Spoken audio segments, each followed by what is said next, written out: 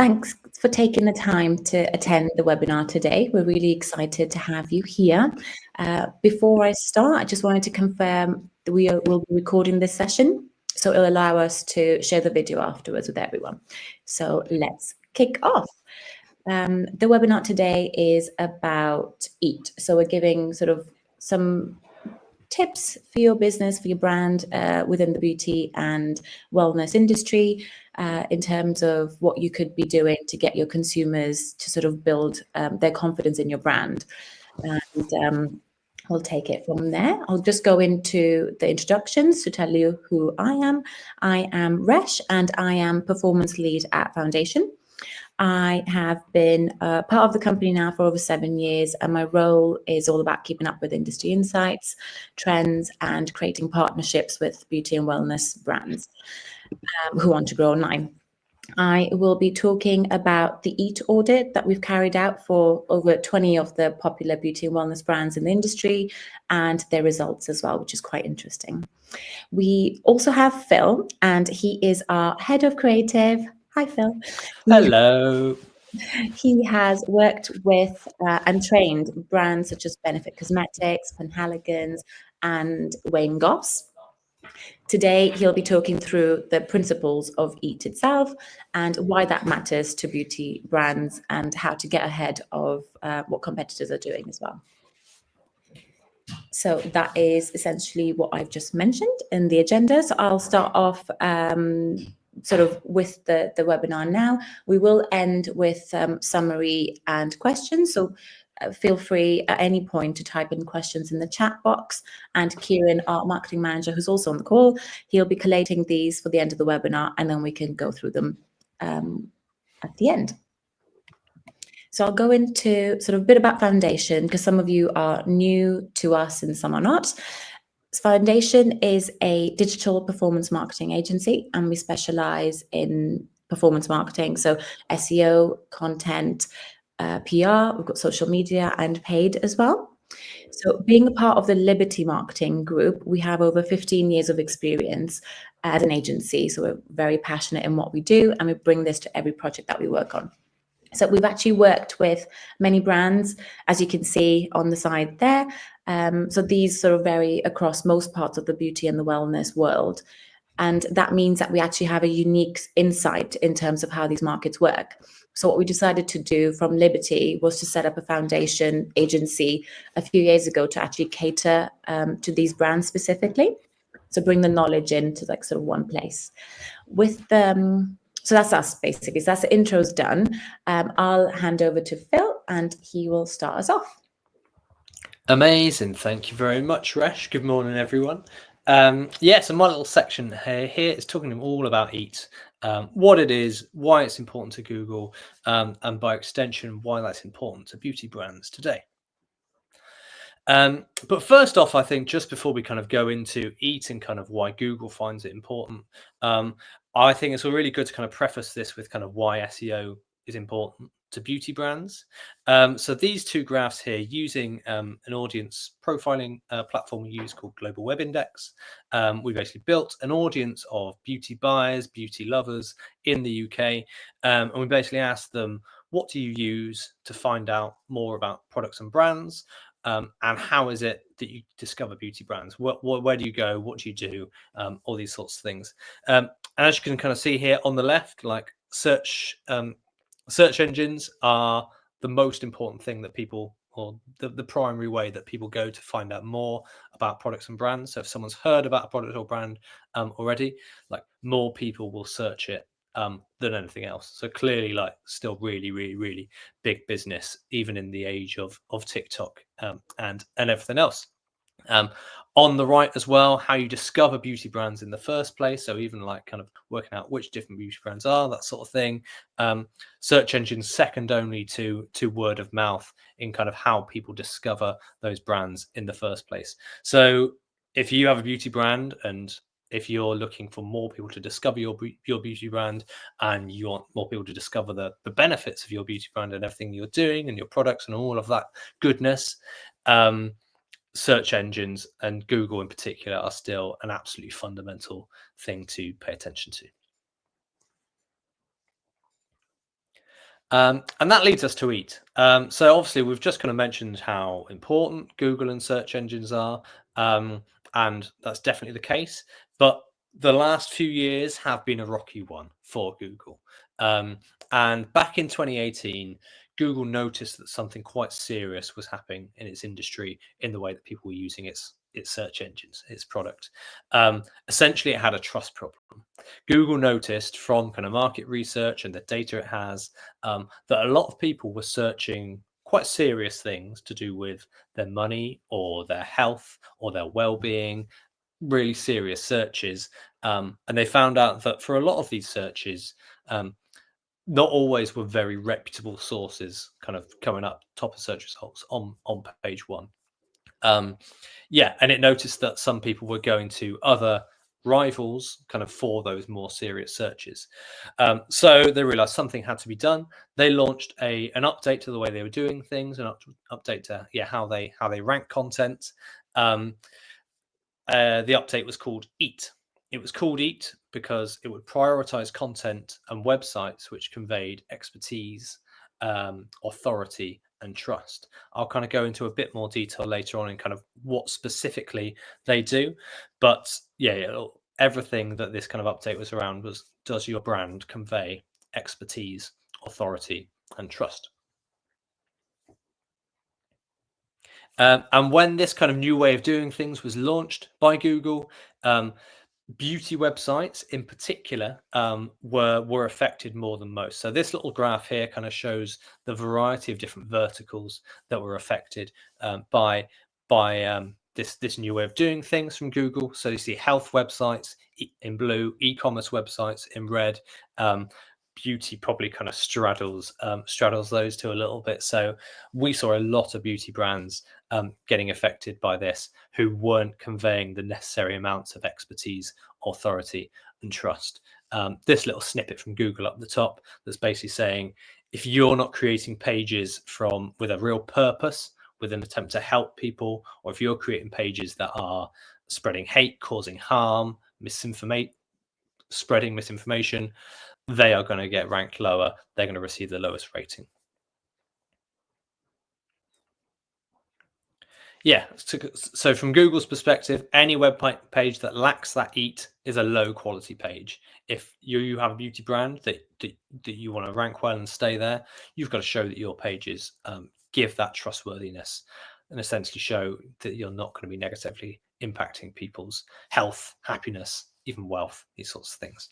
And for beauty brands in particular, yeah, this is a real concern because wellness and health and all of these sort of things are kind of central to a lot of beauty brands' core messages. And then last year, Google kind of updated the way that it was doing things a little bit. We had expertise, authority, and trust. Google added an extra E to proceedings. So yeah, EAT was updated to add additionally for experience. And experience kind of in the way that people kind of write content and who is writing content.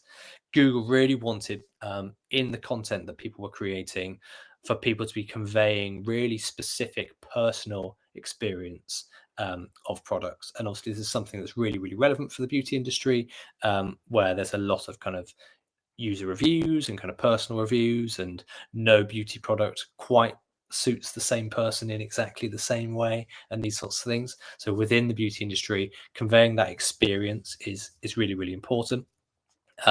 Again, this little snippet from Google from their search quality evaluator guidelines, which is essentially like a kind of a big manual that's the size of the BFG. We've read it, so you don't have to. Yeah, saying, would you trust a product review from someone who's personally used a product, or would you trust someone who's not? It's pretty simple, and that's the kind of the main essence of what Google wants from experience. Yeah, but, and there is quite a big but, and Resh will kind of go through this but now, there is a significant problem in the beauty and wellness industry in how many of the sites are approaching EAT.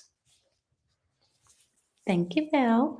So as Phil said, we have audited sort of over 20 brands, the most recognizable, most sort of established beauty brands in the beauty and wellness industry.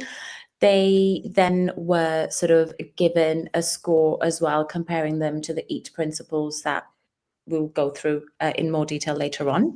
So the study included the following sort of categories: so body, skincare, makeup, hair, and fragrance. And just to sort of mention that the research is a snapshot review over a short examination period time. And we sort of, throughout this research itself, we discovered like the problem in the industry, and I'll go into that further. So as Phil also mentioned earlier, that the content, high quality content, should be sort of helpful, created by an expert, published on sort of authoritative websites, trustworthy, and finally updated regularly as well. So when you actually as a consumer go onto the website, you know things are looking good and you trust the brand and trust what people are saying. So ultimately every page on the website would have to serve a specific purpose, and that would be anything that would benefit the user reading or sort of researching. So what we found within our audit, within these 5 categories, was the highest score that the brands within this audit could actually achieve was 12. So you can see sort of skincare reaching 8.2 out of 12. So that's a good high score, whereas fragrance is struggling at 3 out of 12. So that just means that these sort of brands that we reviewed within the fragrance category are not meeting those EAT principles. And so they have a higher risk of actually not sort of ranking well within the Google search pages. And also other industry, just as a comparison, they average at around 8. So you can see how these categories vary so much between, within the industry itself, whereas we compare anything outside the beauty and wellness industry, that's around 8. So then diving into each of the principles, so there's experience, expertise, authority, and trust, and that's what makes up EAT. You can see here, I'll start from the end. So trust, you can tell, has been conveyed by all categories. They're sort of scoring up to a max of 3. So I should say within each principle itself, so the EEAT, the score that we gave, the highest you could have within that principle was 3. So trust, you can see it's reaching sort of close to 3 itself, whereas authority, everyone sort of but skincare is actually struggling with authority itself. And that basically means the authority shows Google that the author is relevant, they feature on other websites. And skincare and hair brands that we reviewed are actually representing experience and expertise better than the other categories. So that's like the first 2 sort of points there. They're showcasing, for example, like author bios, their author's experiences sort of mentioned there. They've got their social media profile, LinkedIn, for example. And these websites are sort of presenting detailed content that actually gives value to the readers. That's what it is all about at the end of the day. It's about the value that the user can take away from this. So essentially the content is helping people to make informed decisions. So if we look at what the brands or the categories are not doing well. So in terms of experience then, so again, the score for experience was 1 out of 3. 40% of the industry scores 1 out of 3. So how like 75% of fragrance brands have to prove that they're actually experienced in the field, as they score just half out of 3 at best. And you can see that on the chart there. So body and makeup brands, they follow suit with a below average score for experience as well. And this was due to many sites sort of not having dedicated blogs or any helpful content for the consumer. So that would be a good start. So anyone in the fragrance industry with a brand within that industry itself could basically just start off with a blog. It's just as simple as that, and then build up on it and sort of work your strategy around that. And that basically would just help prove to the consumer and to Google that, your experience, you know what you're talking about. Now moving on to the expertise. The principal obtained about just under 2 out of 3. And out of the categories that we reviewed, only 2 are above average on the score. That's skincare and hair. And these brands, again, are showing sort of detailed content, giving value to readers. These sites actually feature and reference external research as well in their content. So they've carried out sort of possibly research that they've paid for or they know exists elsewhere. They've actually sort of referenced it within their website. So the user could actually then read what they have to say and then go on to sort of get that validation as well from elsewhere. And 60% of these sort of brands are not producing sort of detailed, thorough content. So there's a lot of work to be done still on these sort of brands within those categories. With authority as well, so that's very low. That's the lowest. We've seen sort of 1/2 out of 3, and you can establish your brand sort of as authoritative when you are able to answer questions that people are searching for. If you're featured, your site's featured on other sites as well, that would help you sort of build your backlink profile. So authority then, in this sort of review, 80% of the brands actually are failing to demonstrate that to Google and consumers. And again, the fragrance industry, the category itself is so the lowest scoring, whereas skincare was the highest. And then I'll move on to trust. And trust, like I said earlier, like that's the one that's actually, you know, it's 3 out of 3 at the moment. Hair and skincare were the highest scoring categories if you were to sort of break them down individually. And established brands are not really sort of doing EAT as well as Google would expect, or as a consumer would sort of think, that they sort of looking for questions, they can't find the answers. But what we're finding is that brands that have existed for longer, they're established, sort of, they're not doing EAT as well as the startup companies are, because they're sort of more exposed to what's happening within Google and within sort of the SEO world and marketing, and they actually have considered that. So that is why our results are sort of, you know, we have got really good scores in terms of like brands scoring very low to brands scoring really high, because it's a good mix in there. But it's worth noting that anyway. So people who have been around longer aren't doing it, whereas startups are actually really considered it and doing it well. So what Phil will take you through now, he will sort of go through the EAT guidelines in more detail, and he'll actually show you some sort of best practice and good examples as well of those brands actually, you know, incorporating this within their strategy and their website. Over to you, Phil.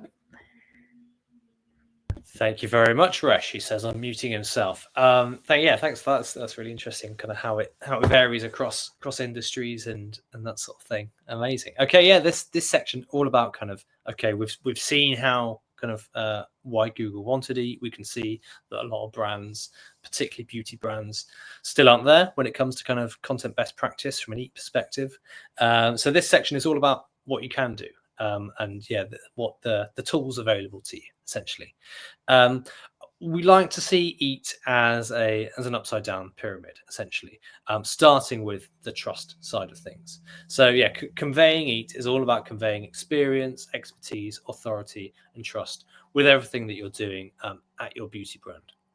It all kind of starts with trust. So yeah, having the requisite trust signals on your website so that people trust your brand. It's then about having the authority, which is a lot of kind of the strategy, the kind of content strategy that you do. The expertise is the quality of the content, the actual content that you're pumping out day to day, week to week. And experience is all about the authors who you are using as part of your content as part of that. I'll kind of chat through examples of each of these 4 things now to kind of give you a little picture of that. So yeah, it's all about the experience at the start. So like I say, really, really important to Google now. Experience is all about showing readers, when you're writing your specific bit of content, that you've been there, that you've done that, you've got the lovely fashion and beauty t-shirt. So it's as simple things as including author bios. So on your blog content, making sure that someone can see who has written the content, and ideally someone's written the content who really knows what they're talking about, who's been in the industry a lot of time, has done the requisite academic studies and all these sorts of things as well, has got nice letters after their name, all that sort of stuff. If we can include author bios on on your content, that is a strong kind of trust signal, kind of shows that experience from the off. Subconsciously or otherwise, people will see, okay, this has been written by an expert.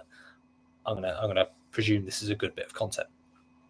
We also can convey experience by using unique visual content. So again, if you've been there, done that, and you've got pictures to show it, then that's absolutely great as well. And that's, again, something that no one else is going to be able to have. From a kind of, when you're writing the piece as well, giving the personal evidence of your experience, giving personal recommendations and opinions, kind of caveating any times when it's a little bit more subjective and saying, well, this is the case and this is why I found it the case, because I have this kind of skin, or I like this kind of tone, or these sorts of things. Giving that lived experience is really, really important these days to content that Google loves. And a really nice example of this is Pi Skincare. Generally, I think Pi's content is pretty tip-top across the board, but particularly from an experience point of view, they do this really well. So basically, all of their blogs are written by and clearly authored by someone who knows exactly what they're talking about. We've got this nice blog here around 5 tips for a better night's sleep. Pretty kind of simplistic, interesting stuff, and it's written by lady called Hayley Pedrick, who, as you can see, knows all there is to know about nutritional therapy and that sort of thing. She's a consultant to the London Sleep Centre. She's appeared on really good TV programs, these sorts of things. Basically, she knows this to a T. So in writing this, it's come from someone that can be trusted. And then within this as well, Hayley's kind of kept it nice and first person as well. So my 5 tips for better sleep, not our 5 tips, my 5 tips, because I'm a sleep expert. And then, I would recommend functional testing. Again, that kind of personal expertise and experience coming through. Then it comes to the expertise side of things. These are all kind of nicely, closely linked to each other. But if the experience is all about the author and who wrote it, the expertise is all about how good that specific content is. So we want to create content that is giving as good an experience as possible, that is kind of teaching people all that they need to know so that they don't have to go somewhere else to get it.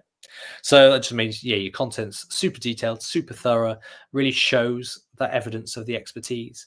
And so we do that a lot by looking at what other people have written about this topic that you're writing. What other research has been done?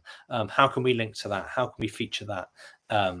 Google loves content that has external links to other relevant pieces. It's essentially a little sign to Google that you've done your homework, that you know what you're talking about, you've put the hours in, and a lot of the time on the internet there's a lot of people who don't put the hours in to create content. So Google loves it when you can kind of show how much research. That shows that yours is a quality bit of content. That said as well, if you have unique in-house data that you can use to kind of make your content better, perhaps you've done surveys of your customers, perhaps you've done surveys of people's needs in the market, that sort of stuff. If you can make that as part of your content, that's really, really powerful, and something that's highly recommended. And then from an expertise perspective, so Cetaphil are a brand that do this really well. So as you can see here, just this nice detailed piece around addressing kind of non-comedogenic, yes, I pronounced it right, I think, hypoallergenic, etc., essentially talking through these terms and say, okay, what is it they actually mean? And as part of this, the content's really detailed. It's kind of explaining things in a simple but kind of expertise-led way. At the bottom as well, you've got a long list of references that they've kind of said, okay, this is where we've got a lot of this information from. So just kind of making that clear and going from there. So addressing the user concerns, but putting the work in to make sure that content is as good as it possibly can be.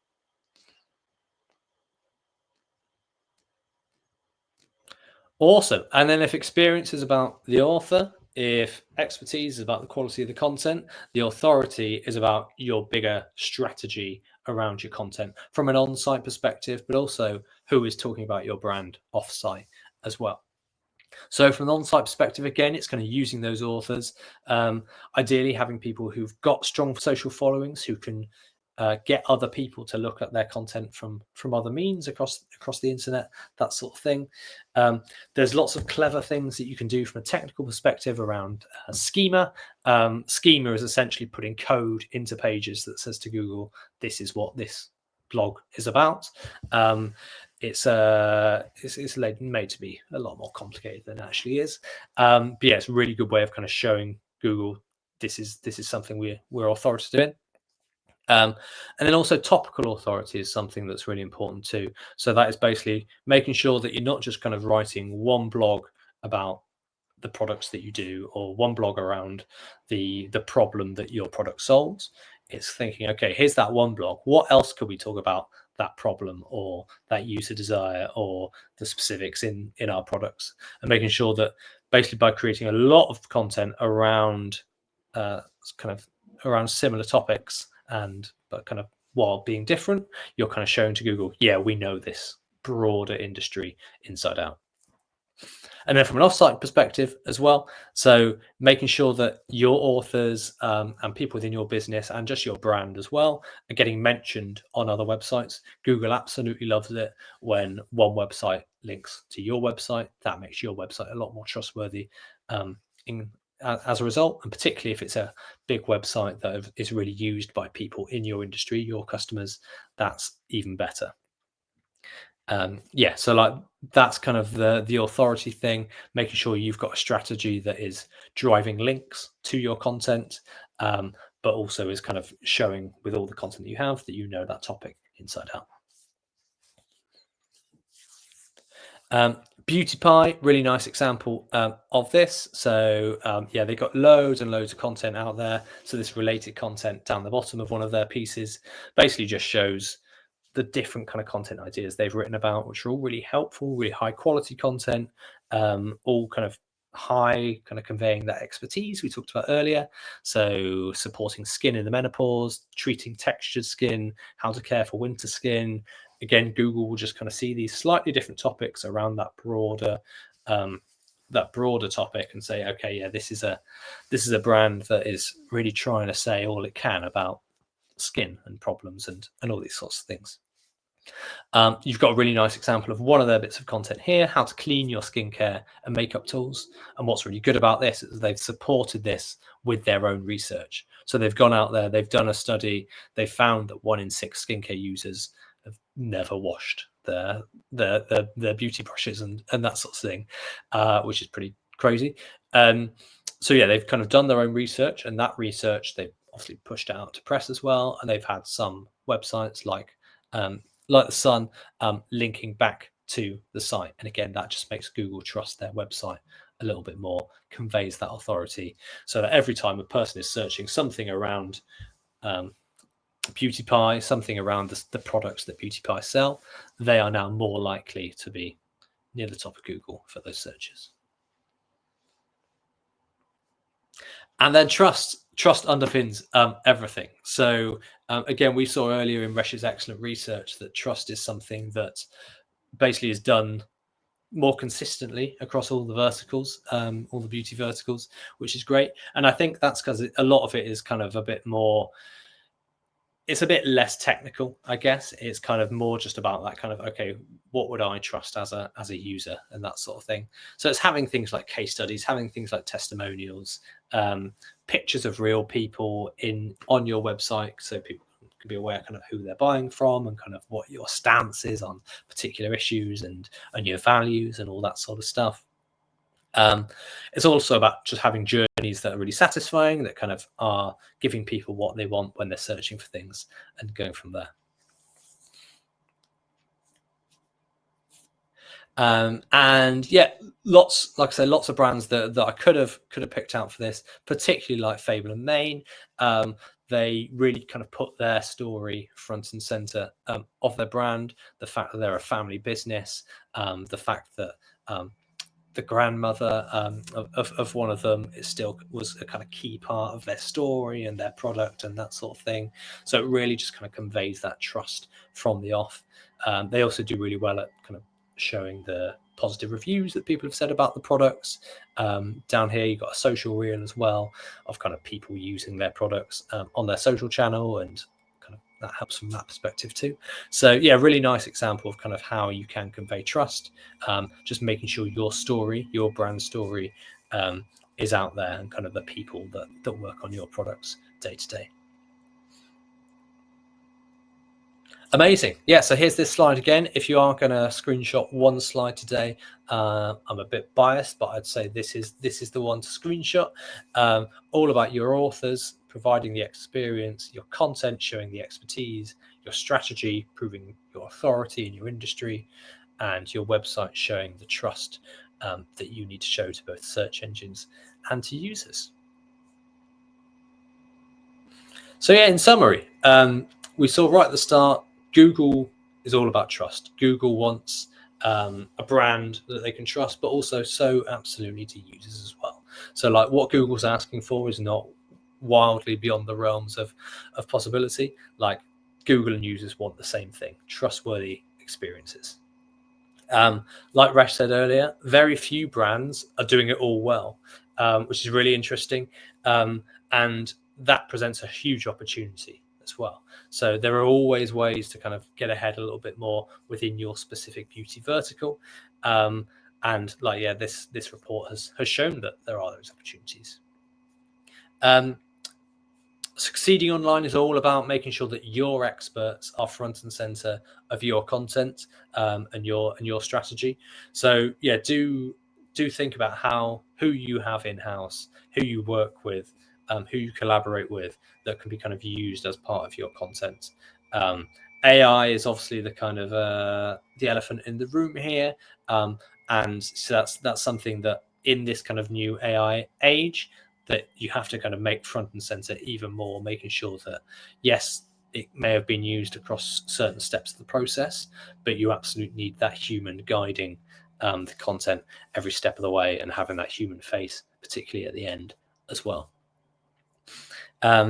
So yeah, if there's one thing I challenge you to do, is to kind of go kind of within these principles, think about them, audit your website against them, think, okay, how are the ways that we could improve the way that we convey experience, expertise, authority, and trust.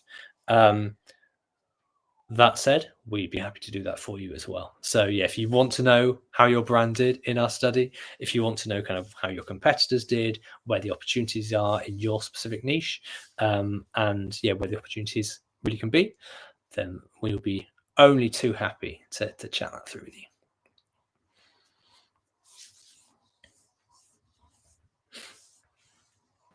Thanks for that, Phil. Thanks for the summary as well. I hope this has been quite useful for everyone to sort of understand the importance of EAT itself, and sort of how sort of build everything together within your strategy for your content and your website. So we are coming to an end now, and thanks everyone for your time. I just wanted to sort of see whether anyone had any questions, so we could sort of, there's a few actually popped up in the chat, so I know we can sort of look into that briefly, but also to say, once the webinar's ended, we'll be sharing the slides and the recording with everyone who signed up, and so you can rewatch it back. So you don't just have to have screenshotted that one slide that Phil said, you'll have it all in your inbox soon enough. And yeah, we'll just take it from there. Then we'll just answer some questions and yeah, and see what comes of it. I'll pass it on to Kieran now. I think Kieran's got some questions handy. But yeah, anyone else in the chat, feel free to sort of add in anything additional. Shall I run through so I've got two questions I'm seeing in the chat here. So Olivia says, there are many high profile and trustworthy people in my business, but I always struggle to get them to put their name to content. Any tips? Yes, I definitely get that. I understand that. That's definitely something we see both with our clients, with our clients in beauty and across the field.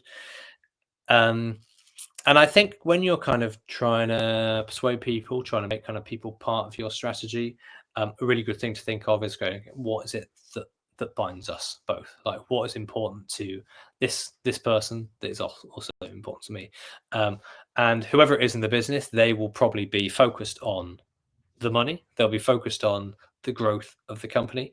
So I think if you can kind of attribute kind of getting them associated with the content and kind of using their expertise and saying, okay, this is how it will help.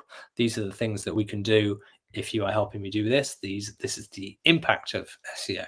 This is how many extra people can see our products if we start to do this sort of thing. Yeah, kind of approaching it from that perspective is a really good way of doing it. Finding that common goal, and yeah, really showing how search is a big part of hitting those goals and hitting those targets that everyone will have. And then the other question Olivia has said, what is the most important to focus on? Expertise, authority, and trust. If I can only focus on one or two.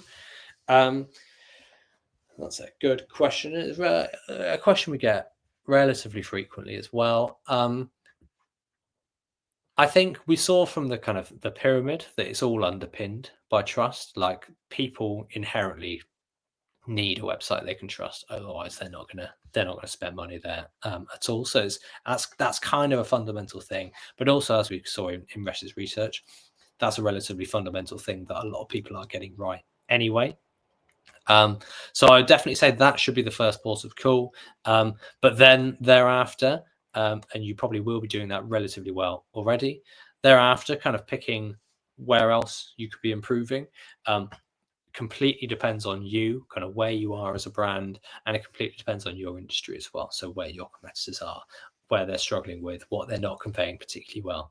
You might find that your industry, everyone's kind of conveying the expertise really well, the content's really, really good, but they're not demonstrating that authority to Google through the links that you're getting. So that could be an opportunity for you. In short, it depends. But yeah, it's the best way to look at it is kind of look and see, okay, how are we doing from that perspective? Where are our opportunities in the industry? And where are the quick wins too?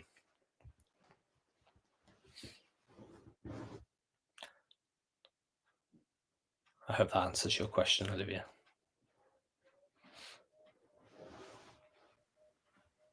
Yeah, if there's no further questions, then we could wrap it up today, Phil. And anyone, if you have any sort of questions that you sort of remember later on, or once you've seen the deck again, feel free to just email us. The email is actually there, so you'll have it to hand. And also, as Phil said, if you want us to look at anything or provide you with more information about sort of how your brand did within the audit that I carried out, I'm more than happy to sort of share that with you. So just just keep in touch, and we'll take it from there. And thanks again, everyone, for attending today, and hopefully you have a lovely day, and we'll speak to you very soon. Thank you. Speak soon. Thank you. Bye. Bye-bye.